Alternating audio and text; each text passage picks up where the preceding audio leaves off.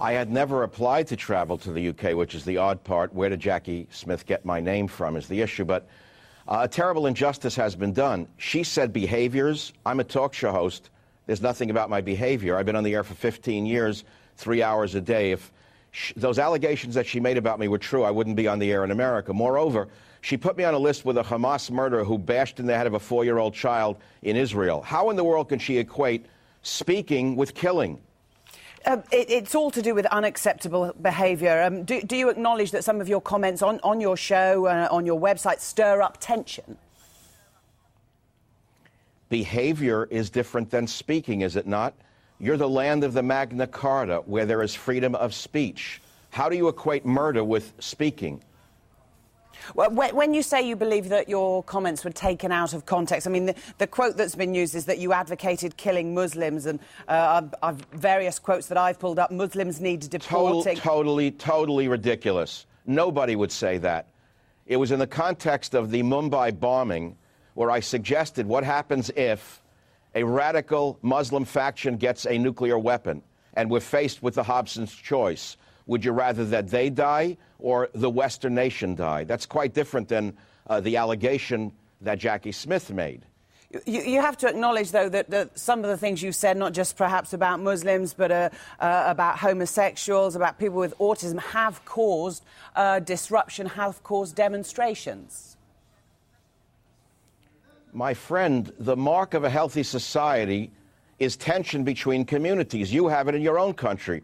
You had Labour being thrown out because they created inter-community tension with the other side. There are many conservatives in Britain who didn't like the Socialist Labour Party. That's inter-community tension. Moreover, to take sound bites out of context and to keep blaring them as though that's the entire body of my work, that's what's creating inter-community tension. It was Jacqui Smith doing exactly what she said I was doing.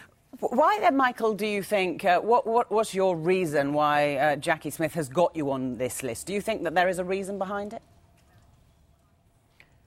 I do think there's a reason behind it, but please understand, I never applied to come to your wonderful country. I haven't been there in over 20 years.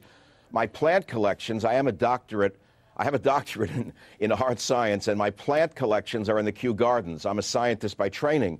I would love to go to Kew Gardens and visit my plant collections before I die. But I didn't apply for that. How did she get my sound bites? My show is not broadcast in England.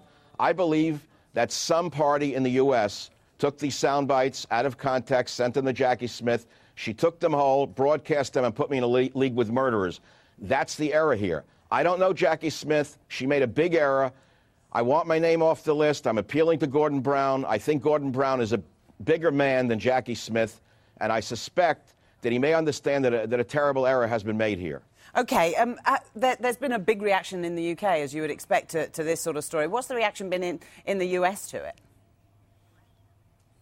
Even my political opponents in the ACLU, as far left as you can get, people in the Arab world, as far opposite me as you can get, have said that this is absurd. There's no reason to have put me on a ban list. I'm a talk show host. How do you put me in league with murderers? How do you put me in league with terrorists? It makes no sense to anyone. Finally, then, Mr. Savage, you've made this plea to the Prime Minister, a lengthy, impassioned letter. Legal action, is that still ongoing? What's the process? My goal is to get my name off the list. I don't know Jacqui Smith. She made a mistake. Gordon Brown has the option now of taking my name off the list, saying a mistake has been made, you're welcome to come to our country, and paying my legal fees, and this is in the past. So there's no vendetta here. I have been an Anglophile all of my life since I bought my first broken XK150 Jaguar 30 years ago. I love the English people.